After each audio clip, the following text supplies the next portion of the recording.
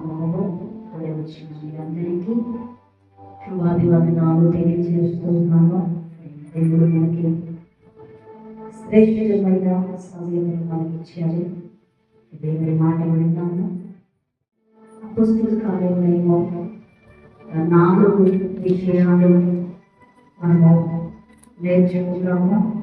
ఒకటి, ఆసక్తితో ప్రార్థన చేయడం.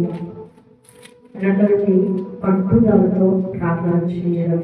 మూడవది, విసుగుగా ప్రార్థన చేయడం. నాలుగవది, నిలుపుగా ఉండి ప్రార్థన చేయడం. హల్లెలూయా.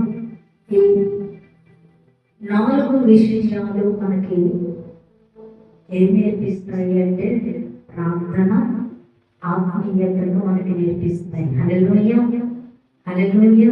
ఎప్పుడైతే ఈ మాటలు మన హృదయంలోకి తీసుకుంటామో అప్పుడు ఆ మాటలు మన జీవితంలో గొప్ప కార్యాలని జరిగిస్తాయి. హల్లెలూయా.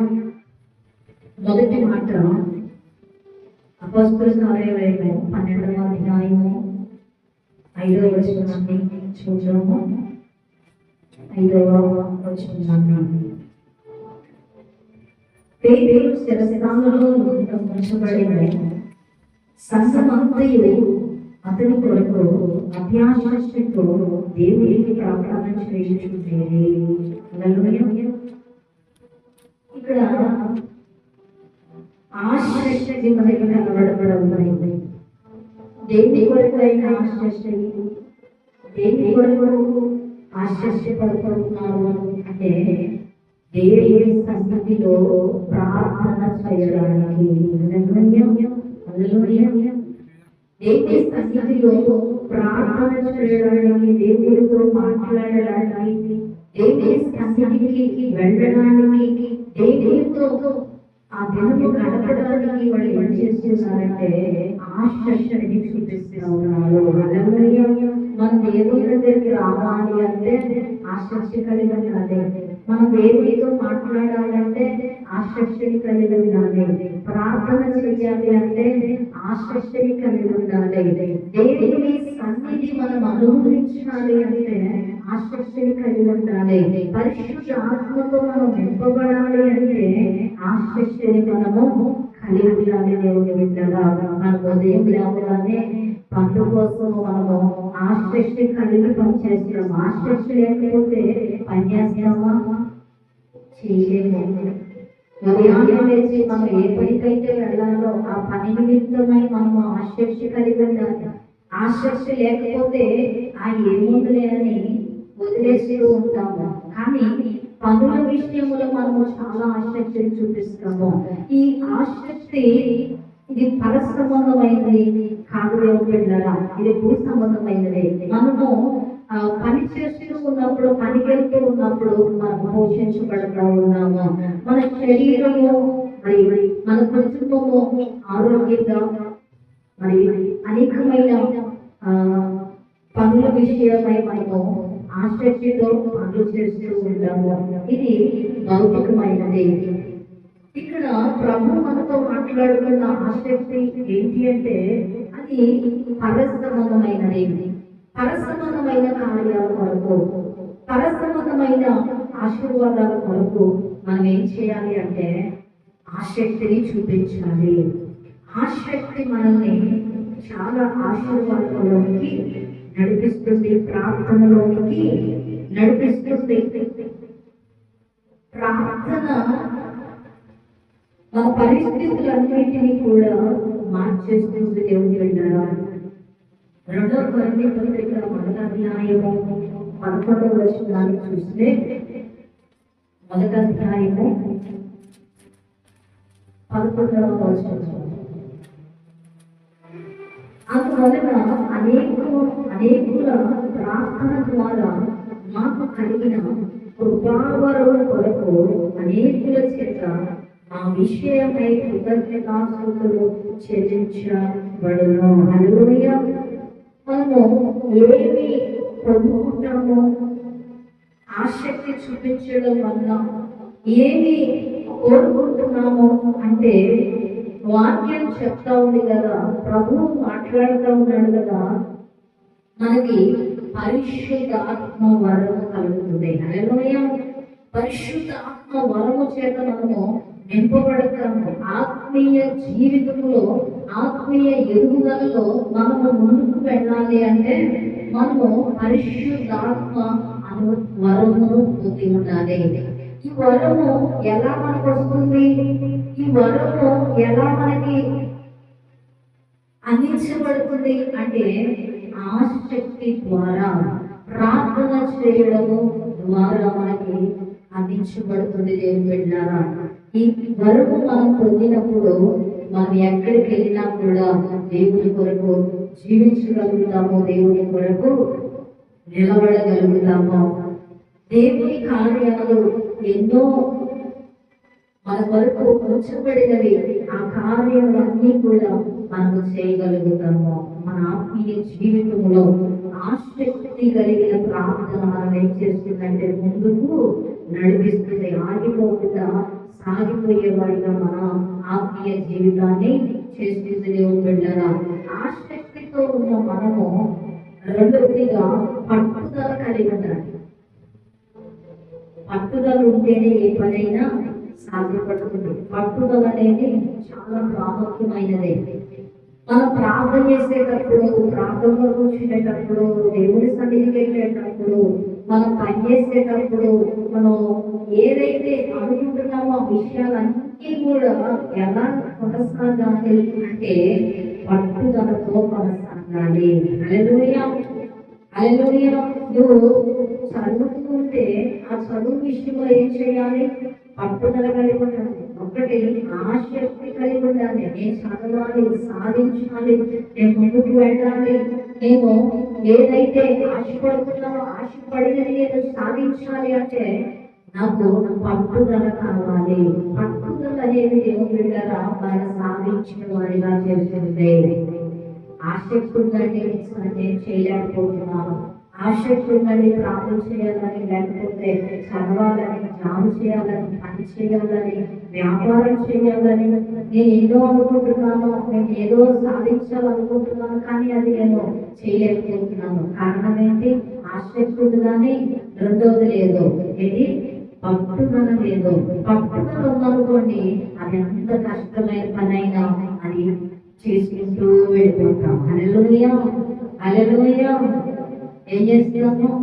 ఆగిపోము.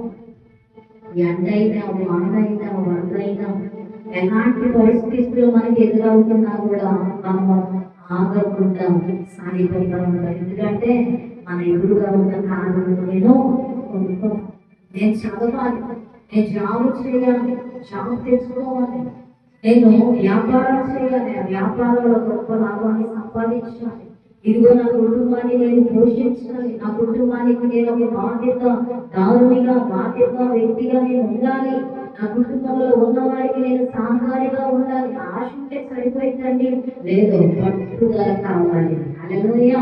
నువ్వు అనుకున్నది సాధించడానికి నీకేం కావాలంటే పట్టుదల కావాలి. ప్రార్థన చేయాలి, ప్రార్థన పట్టుదల ఉండాలి. అనుకోగానే జరిగిపోవాలి, అనుకోగానే జరగదు. అవి మనం దగ్గరికి రావు. మన ఎదురుగా కనబడుతూ ఉన్నప్పుడు మనం ఏం చేయాలంటే పట్టుదలగా ప్రార్థన చేయాలి. పట్టుదలగా ప్రార్థన చేయాలి, పట్టుకోవాలి. అలా ఎవరు పట్టుదల కలిగి ప్రార్థన చేశారు? యాకోబు ప్రార్థన చేశారు. హల్లెలూయా. యాకోబు ఒక్కడే ఉండి పట్టుదలతో ప్రార్థన చేశాడు. ఆయనలో ఈ 4 లక్షణాలు కనబడతాయి. పట్టుదల కనబడుతుంది, ఆసక్తి కనబడుతూ ఉంది, ఆయన మెలుగువ కలిగి చేసే ప్రార్థన కనబడుతూ ఉంది, రెండోది ఏమో చేసే ప్రార్థన కనబడుతుంది. హల్లెలూయా. మనము ప్రార్థన పట్టుదలతో చేయాలి. నువ్వు చదవాలన్న ప్రార్థన ఉండాలి, నువ్వు పైకి వెళ్ళాలన్న ప్రార్థన ఉండాలి, నువ్వు ఏదైనా సాధించాలి అంటే ప్రార్థన ఉండాలి, నువ్వు ఏ విషయంలో ముందుకు వెళ్ళాలి అన్నా, నువ్వు అనుకున్న కార్యము చేయాలి అన్నా నీకు ఏం కావాలి అంటే పట్టుదల కావాలి. దేవుని బిడ్డలారా, ప్రభు రెండోదిగా మనకి పట్టుదల నేర్పిస్తూ ఉన్నాడు. హల్లెలూయా. ఈ పట్టుదల మనల్ని సాధించిన వాడిగా చేస్తుంది దేవుని బిడ్డలారా. ఎఫెసీ పత్రిక 6వ అధ్యాయము 18వ వచనాన్ని చూద్దాం. ఆత్మ వలన ప్రతి సమయమును ప్రతి విధమైన ప్రార్థనలను విజ్ఞాపనను చేయుచు ఆ విషయమై సమస్త పరిశుద్ధుల నిమిత్తమును పూర్ణమైన పట్టుదలతో విజ్ఞాపన చేయు మెలకువగా ఉండుడి. హల్లెలూయా. విజ్ఞాపన చేస్తూ ఏం చేయాలంట? మెలకువ కలిగి ఉండండి. పూర్ణమైన పట్టుదల మనల్ని ఏం చేస్తుంది? ఎన్ని ఆటంకాలు వచ్చినా మన ముందుకు తీసుకెళ్తుంది. ఎందుకంటే మన పట్టుదల మనకి ఒక ఆయుధము. పట్టుదల కలిగి నువ్వు ప్రార్థన చేస్తే, పట్టుదల కలిగి నువ్వు పనిలో ముందుకు వెళ్ళాలనుకుంటే ఆ కార్యం సఫలపరచబడుతుంది. దానియేలుని 30 రోజులు దేవుని ఆరాధించకూడదు, దేవుని స్తుతించకూడదు అని ఆజ్ఞ జారీ చేసినప్పుడు దానియేలు ఏం చేశారండి? పట్టుదల ఉంది. దేవుని దగ్గర ఎలాగైనా పొందుకోవాలి, దేవుని దగ్గర ఎలాగైనా సాధించాలన్న ఆ పట్టుదల దానియేలు ఏం చేసింది అంటే ఒక్క రోజు కూడా స్తుతించకుండా ఆపలేకపోయింది. హల్లెలూయా. అందరూ ఎదురు చూస్తూ ఉన్నారు, దానియేలు ఏం చేస్తున్నాడు? కానీ దానియేలు ఎవరికి భయపడకుండా ఏం చేస్తూ ఉన్నాడు?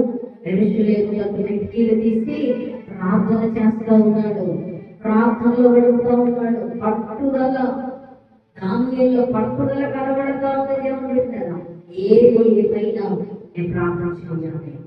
ఏది ఎన్ని జరుగుతున్నా, ఎన్ని అవసరాలు వచ్చిందో నేను ప్రార్థన చేయాలి. ఎందుకంటే నా ప్రభువుతో మాట్లాడాలి. హల్లెలూయా. ప్రార్థన అంటే ప్రభువుతో మాట్లాడడం. దేవుని బిడ్డలారా, ప్రభువు మనతో మాట్లాడడం. ప్రభువుతో మాట్లాడడానికి మనము ఏం కలిగి ఉండాలి అంటే పట్టుదల కలిగి ఉండాలి. ఎన్ని పనులున్నా పనులు పక్కన పెట్టి పట్టుదలగా ప్రార్థన చేయాలి. సమయం కుదిరినప్పుడే కాదు, మన పట్టుదల కలిగి ఉండాలి. దానియేలు రాజు అయింది, రాజు దగ్గర గొప్ప పనివాడైంది. రాజుగారు వేసిన ఆజ్ఞకు ఆయన నిలబడ్డాడు. రాజుగారు దానియేలు ఏది చెబితే అదే, ఏ మాట అయితే చెప్తాడో దానియేలు అదే ప్రకారంగా రాజు నడుచుకుంటూ వెళ్ళిపోయాడు. ఒక మాట చెప్పాలి అంటే దానియేలే రాజుగా అయిపోయినంతగా అక్కడ ఉన్న ప్రజలందరూ దానియేలు చూస్తూ వచ్చారు. రాజుగారు ఆజ్ఞ వేస్తే ఎలా ఉండదో దానియేలుకు తెలుసు. కానీ దానియేలు భయపడలేదు. సింహాల బోన్లో వేస్తాము అన్నా కూడా భయపడలేదు. ఎందుకంటే తనలో ఉన్న పట్టుదల. హల్లెలూయా. తనలో ఉన్న పట్టుదల ప్రార్థన చేసేదిగా మార్చింది. ఆ పట్టుదల ఏం చేసింది అంటే సింహాల బోన్లో వేసినా కూడా సింహాల కాళ్ళను మూసింది. ఆమేన్. హల్లెలూయా. నువ్వు పట్టుదల కలిగి ఉంటే ఖచ్చితంగా దేవుడు కార్యము చేస్తున్నాడు. ఎన్ని అంటులు, ఎన్ని అమంతరాలు, ఎన్ని ఆటంకాలు, ఎన్ని శ్రమలు వస్తున్నా దేవుని బిడ్డ కలుగు చేస్తే వారు ఎదురు వచ్చినా కూడా ఆ ఆటంకాలన్నీ కూడా తొలగిపోతాయి. అవి నీవేమీ చేయలేవు. నువ్వు పట్టుదలగా ఉండు. నువ్వు పట్టుదల కలిగి ప్రార్థించింది, పట్టుదలతో ఉండి ప్రార్థన చేసి నువ్వు పని పూర్తి చేసినప్పుడు, నువ్వు పని మొదలుపెట్టి పని పూర్తి చేసినప్పుడు గొప్ప ఆశీర్వాదాన్ని నువ్వు చూస్తున్నావు. అపొస్తలుల కార్యాలయము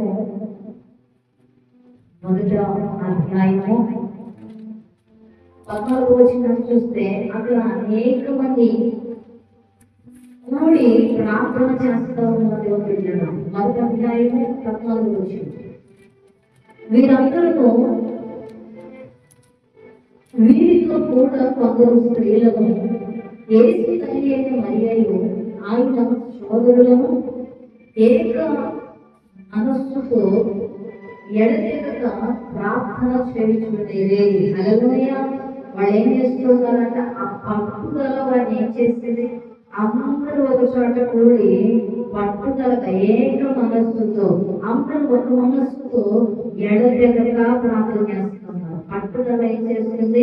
ఎడతెగనివ్వకుండా ప్రభుత్వం మాట్లాడిస్తుంది. పట్టుదల ఏం చేస్తుంది అంటే నువ్వు అనుకున్నది సాధించే వరకు నీకు విసుగు రానివ్వదు. అలా ముందుకు వెళ్ళడానికి సహాయపడుతుంది. దావీదు ఇశ్రాయేలు ప్రజలకు రాజుగా ఉన్నాడు. అలా ఉండి తను చాలా బిజీగా ఉన్నాడు. అలాంటి బిజీగా ఉన్న సమయంలో కూడా దేవుని బిడ్డలారా, దానియేలులో ఉన్న పట్టుదల రోజుకు 7 సార్లు ప్రార్థించేలా చేసింది. హల్లెలూయా. దావీదు రోజుకు 7 సార్లు ప్రార్థించేవాడు.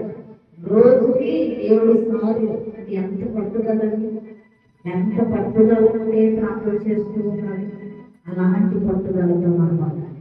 అలాంటి పట్టుదల మనం కలిగి ఉండాలి.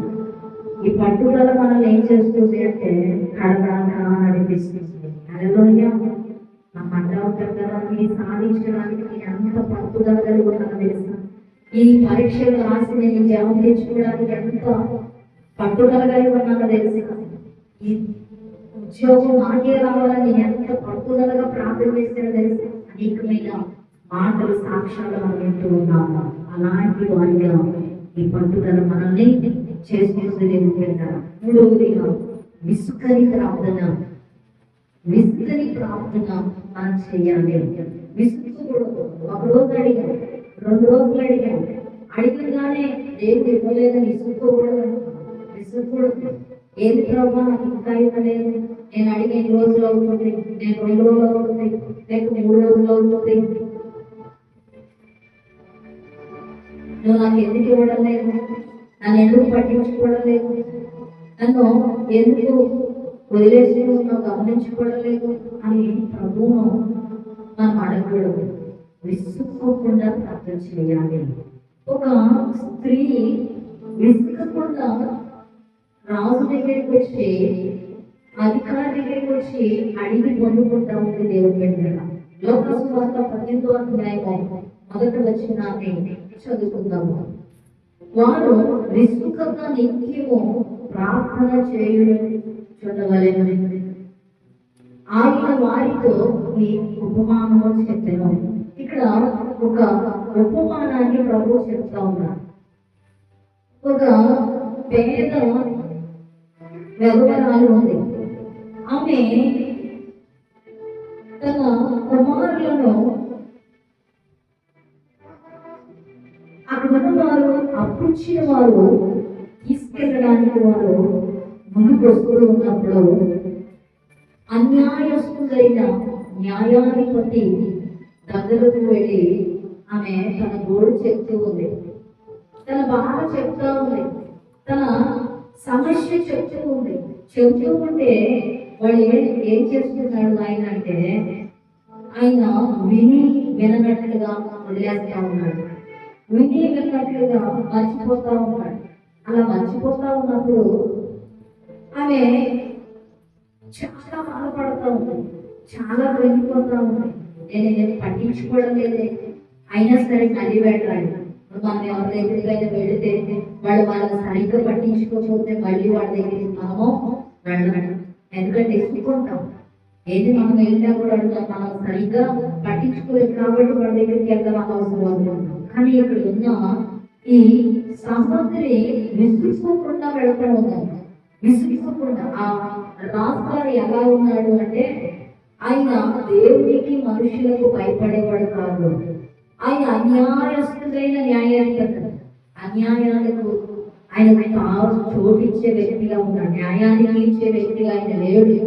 అలాంటి వ్యక్తి దగ్గరికి ఆమె పదే పదే వెళ్తా ఉంటే, పదే పదే ఆమె మాట్లాడుతూ ఉంటే, పదే పదే ఆయన దగ్గరికి వెళ్ళి తన గోడు చెబుతూ ఉంటే, తన గోడును ఆయన వింటూ ఉన్నాడు కానీ దాన్ని చేయడం లేదు. వింటూ ఉన్నాడు, ఆలోచిస్తూ ఉన్నాడు కానీ ఆయన చేయడం లేదు. అయినా కూడా ఆమె ఏం చేస్తూ ఉందంట, మాటి మాటికి ఆమె వెళ్ళి ఆయనను తొందర పెడతా ఉందంట. హల్లెలూయా. ఆమె ఆయన విని వెళ్ళట్టున్న అంటున్నాడు అని ఆమె విసుక్కొని వెళ్ళిపోలేదు.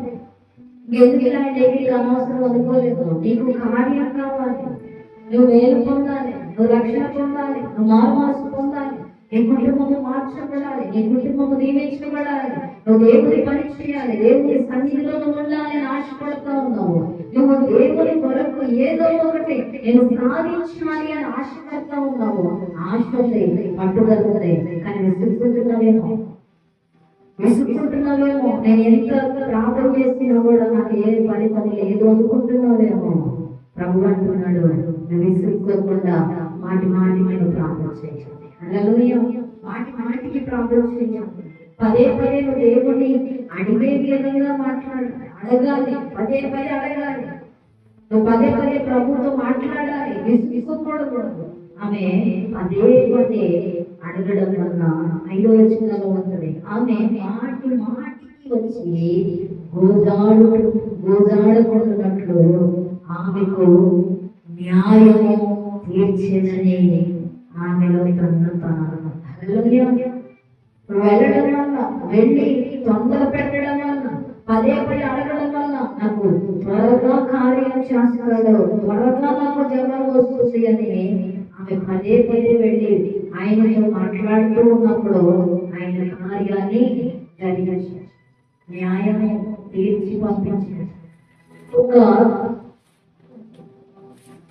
భూమి మీద ఒక మానవుడే న్యాయం తీర్చినప్పుడు పరలోకంలో ఉన్న దేవుడు మన కోసం న్యాయం చేయడం. హల్లెలూయా. ఆ ఉపమానముల మాట ప్రభు చెబుతూ ఉంటాడు. ఒక అన్యాయస్తుడైన న్యాయాధిపతి తీర్పు తీర్చి పంపించినప్పుడు పరలోక తండ్రి నీ కోసం న్యాయం చేయలేడా? విసుక్కు కూడా ప్రార్థన చేయాలి. విసుకని ప్రార్థనలు చేయాలి. ఏదైనా దేవునికి సాధ్యమే, ఏదైనా సాధ్యపరచగల దేవుడి కనుక ఆయన దగ్గర మనము విసుక్కోకుండా ప్రార్థన చేయాలి. దేవుడు వింటున్నారా? అలా ప్రార్థించినప్పుడు గొప్ప కార్యాన్ని మనము చూడగలము. ఏ విషయంలోనైతే ఎదురు చూస్తూ ఉన్నావు, ఎదురు చూస్తే కార్యం కొరకు విసుక్కోవద్దు, విసుగుపడద్దు. దేవుడి దగ్గర నువ్వు ప్రార్థన చేస్తూనే ఉండు, ప్రార్థనలో పెడుతూనే ఉండు. అప్పుడు దేవుడు నిన్ను ఆశీర్వదిస్తాడు. 4వ మాట మత్తయి సువార్త 26వ అధ్యాయము 41వ వచనాన్ని చదువుతున్నాం. మీరు శోధనలో ప్రవేశించుకున్నట్లు మెలకువగా ఉండి ప్రార్థన చేయుడి. హల్లెలూయా. ఏం కలిగి ఉండాలంట? మెలకువ కలిగి ఉండాలి. నువ్వు ప్రార్థన చేసేటప్పుడు, నువ్వు ప్రార్థన చేసే అంశాన్ని బట్టి నువ్వు ఏం చేయాలంటే మెలకువ కలిగి ఉండాలి. రాత్రి అంతా వీళ్ళు ప్రార్థన చేస్తారు. రాత్రి అంతా ప్రార్థన చేస్తూ ఉన్నాడు యేసు ప్రభువు. ఆయన శిష్యులు కొద్దిసేపు ప్రార్థన చేసి తర్వాత నిద్రపోయారట. అప్పుడు ప్రభు అంటున్నాడు కదా, మీరు శోధనలో ప్రవేశించకున్నట్లు మెలకువగా ఉండాలి. హల్లెలూయా. శోధన రాకుండా ఉండడానికి మెలకువగా ప్రార్థన చేయాలి. మెలకువగా ఉండడము అంటే ఏదో అటు ఇటు తిరుగుతూ లేకపోతే కాలక్షేపం చేయడము కాదండి. ఆత్మీయ జీవితంలో, ఆత్మీయ ఎదుగుదలలో సాతాను వచ్చి నేను ఏం చేస్తాడో, ఎక్కడ పడేస్తాడో, ఎక్కడ ఎటు నీరు లాగేస్తాడో, ఎటు నిన్ను తీసుకెళ్తాడో, నీ మనస్సుని ఆలోచనలు ప్రభువులో ఉండకుండా ఎలాగా చేయబోతున్నాడు, ఇవన్నీ మెలుకులను కనుక్కోవాలి. మెలుకులు నీకుండాలి. దేవుడిలో నువ్వు ఎదగడానికి మెలుకువ కలిగి ఉండాలి. సాతాను ఏం చేస్తుంది అంటే శోధించడానికి చూస్తూ ఉంటాడు. శోధించడానికి, నిన్ను పడేయడానికి, నిన్ను బాధ పెట్టడానికి, నిన్ను కృంగదీయడానికి సాతాను చూస్తూ ఉంటాడు. యేసు ప్రభువు వారు ఆ సమయంలో ఎంతో ప్రార్థన చేస్తూ ఉన్నారు. ఎంతో ప్రార్థన చేస్తూ అంటున్నాడు కదా, మీరు మెలకువగా ఉండండి, మీకు శోధన రాబోతూ ఉంది, మీరు తొలగిపోబోతున్నారు. మీరు తొలగిపోకుండా ఉండాలి అంటే ప్రార్థన చేయాలి, మెలకువగా ఉండాలి. మెలకువగా ఉండి ప్రార్థన చేయాలి. ప్రార్థనలో మెలకువగా, ప్రార్థనలో మెలకువగా నువ్వు అనుకున్నది సాధించడానికి నువ్వు వెలుగుగా ఉండాలి. ఏమంటే నేను పదే పదే పడిపోతున్నాను, పదే పదే నేను జారిపోతా ఉన్నాను అని అన్నట్లయితే నువ్వు ఆత్మీయ ఎదుగుదలలో మెలుగును కలిగి ఉండాలి. మెలుగు కలిగి ప్రార్థన చేయాలి. ప్రభువా, సాతానులను పడేయకుండా, సాతానులను గలిబిలి చేయకుండా, సాతానులను ఎదగనీయకుండా చేస్తూ ఉన్నాయా, ఆ గలిబిలి నుండి నన్ను దూరపరచండి. ఆ ఎదుగుదల లేకుండా చేస్తే దుష్టుని నన్ను దూరపరచండి. ఆ శోధనను నేను ప్రవేశించుకొని ఉండడానికి నువ్వు నాకు తోడై ఉండాలి ప్రభు అని ప్రార్థన చేయాలి. పడిపోకుండా ఉండడానికి నువ్వు ప్రార్థన చేయాలి. జారిపోకుండా ఉండడానికి నువ్వు ప్రార్థన చేయాలి. ఆయన రాజ్యాన్ని కట్టడానికి నువ్వు ప్రార్థన చేయాలి. ఆ ప్రార్థన ఏంటి అంటే మెలుగువ కలిగిన ప్రార్థన. ఆ మెలుగు కలిగిన ప్రార్థన మనం ఏం చేస్తుంది అంటే ప్రభు దగ్గరకు తీసుకెళ్తుందండి. ఎవరైతే నమ్మకంగా అయిన ఎడల జీవిస్తారో వారికి దేవుని దగ్గర గొప్ప ఆశీర్వాదం ఉంది, గొప్ప దీవెన ఉంది. అది అన్నిటిని కూడా మనము చూడలేని ఆశీర్వాదాన్ని మనము చూడగలుగుతాము. కాబట్టి మనము ఏం చేయాలి అనుకుంటున్నారా? ఈ లోకంలో జీవించే నీవు నేను మనందరినీ ఏం కలిగి ఉండాలి అంటే ఈ మెలుగులు మనం కలిగి ఉండాలి. ఒకటి ఆసక్తి కలిగి ఉండాలి. దేవుడి సన్నిధికి వచ్చేటప్పుడు నీకు ఆసక్తి ఉండాలి. ఆసక్తి ఉందనుకోండి, త్వరగా దేవుడి సన్నిధికి వస్తావు, దేవుడికి సమయం ఇస్తావు, త్వరగా పనులు చేసుకుంటావు. ఆసక్తితో ఉదయాన్నే ప్రభువును కలుస్తావు, ఉదయాన్నే లేచి ప్రభుత్వం మాట్లాడతాం. అదే నీకు ఆసక్తి లేదనుకో, ఎప్పుడో లేవచ్చు, ఎప్పుడో చేసుకోవచ్చు, ఎప్పుడో వెళ్ళవచ్చు. కానీ కాదు, నీవు ఆసక్తిని కలిగి ఉండాలి. దేవుడితో జీవించడానికి ఆసక్తి, ఈ భూమి మీద దీవించబడాలి అంటే నీకు ఆసక్తి కలిగి ఉండాలి. ఆసక్తి ఉంది, ఆ ఆసక్తి ద్వారా నీకు పట్టుదల కలిగి ఉండాలి. పట్టుదల నేను సాధించేదిగా చేస్తుంది, సాధించిన వాడిగా చేస్తుంది. మూడవది విసుక్కోకూడదు. విసుకని ప్రార్థనలు చేయాలి. ఈ పరిస్థితులు కారణాలవుతున్నా, ఈ పరిస్థితి ఎటు వెళ్తున్నా కూడా ఏం చేయాలంటే విసుకగా ప్రార్థన చేయాలి. విసుకని ప్రార్థన చేయాలి. అంత విసుకని ప్రార్థన మనకి ఏం నేర్పిస్తుంది? ఎలా నేర్పిస్తుంది? ప్రార్థనలో విశ్వాసాన్ని నేర్పిస్తుంది. హల్లెలూయా, విశ్వాసాన్ని నేర్పిస్తుంది. విసుకని ప్రార్థన విశ్వాసాన్ని నేర్పిస్తుంది. దేవుని ఆ విశ్వాసంలో కడగడగా మనం నడిపిస్తుంది. నాలుగవదిగా మెలుగులో కలిగిన ప్రార్థన. పడిపోకుండా, జారిపోకుండా, వరిగిపోకుండా, ఎక్కువ దేవుడిలో ఎదగడానికి మెలుగు కలిగి ఉండాలి. మెలుగు కలిగి ప్రార్థన చేయాలి. ఈ 4 అనుభవాల కన్నా నీ మనసులో ఉంచుకున్నట్లయితే, నువ్వు నీ మనసులో నిద్రించుకున్నట్లయితే, నీ హృదయంలో దాచుకున్నట్లయితే దేవుడు నీ పట్ల గొప్ప కార్యములు చేయబోతా ఉన్నాడు. నీవు ఆసక్తితో, పట్టుదలతో, విసుకని ప్రార్థనతో, మెలుగులో కలిగిన ప్రార్థనతో దేవుని దగ్గరకు వచ్చినప్పుడు దేవుడు అద్భుతం చేయబోతా ఉన్నాడు. ఈ కార్యములు సిద్ధపరచబడబోతూ ఉన్నాయి. దేవుడి దీవించుగాక. ఈ 4 పట్టుదలలు, ఈ 4 విషయాలు జీవితంలో గొప్ప కార్యాన్ని జరిగించుగాక. ఆమేన్. ప్రార్థన. పరిశుద్ధుడా, ప్రేమగల తండ్రి, కృపామయుడానికి వందనాలు, స్తోత్రాలు చెల్లిస్తున్నాము తండ్రి. అయ్యా, ఇంతవరకు ప్రభావం మాతో మాట్లాడారు, ఈ బిడ్డలతో మీరు మాట్లాడారు తండ్రి.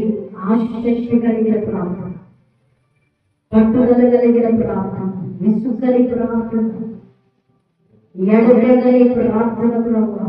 అయ్యా తండ్రి, ఏ బిడ్డలైతే ప్రభావ ఉన్నారో తండ్రి, ఆ మాటలనైనా వారి ఆత్మీయ జీవితంలో, వారి కుటుంబ జీవితంలోనైనా, కుటుంబాలలో ప్రభు అయ్యా గొప్ప కార్యాలు జరుగుదలగాక, గొప్ప కార్యాలు జరుగుదలగాక ప్రభు.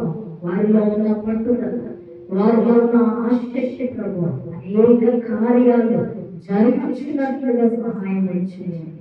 విన్న బిడ్డలందరినీ దీవించండి, ఆశీర్వదించండి. అయా తండ్రి నాయన వెలుగులతో ప్రభు నీ ఆత్మీయ జీవితంలో అనేక మందికి ఆశీర్వాదకరముగా ఉండబడగాకని ప్రార్థిస్తున్నాను. ఆశీర్వాదకరముగా మార్చబడబడుగాక. అయా నీ బిడ్డలలో ఉన్న తండ్రి ఆసక్తి, అయా పట్టుదల, అయా నిత్యము చేసే ప్రార్థన ప్రభు, మెరుగుగా కలిగి ఉండే ప్రార్థన ప్రభు, మరి కుటుంబాల్లోనైనా ఉన్నతమైన ఆశీర్వాదాలు కలిగించగా బిడ్డలలోనైనా మీరు బలపరచండి, దీవించండి, అనేక కార్యాలను జరిగించండి. సంబంధంగాను పరస్పందంగాను మీ ఆత్మీయ ఆశీర్వాదాలకు ఆరోగ్యం ఉన్నట్లుగా మీ గొప్ప కార్యములు జరిగించి మహిమపొందమని నజరేయుడైన యేసుక్రీస్తు నామమున ప్రార్థించి చెప్పుకొని ఉన్నాము తండ్రి. ఆమేన్. హల్లెలూయా.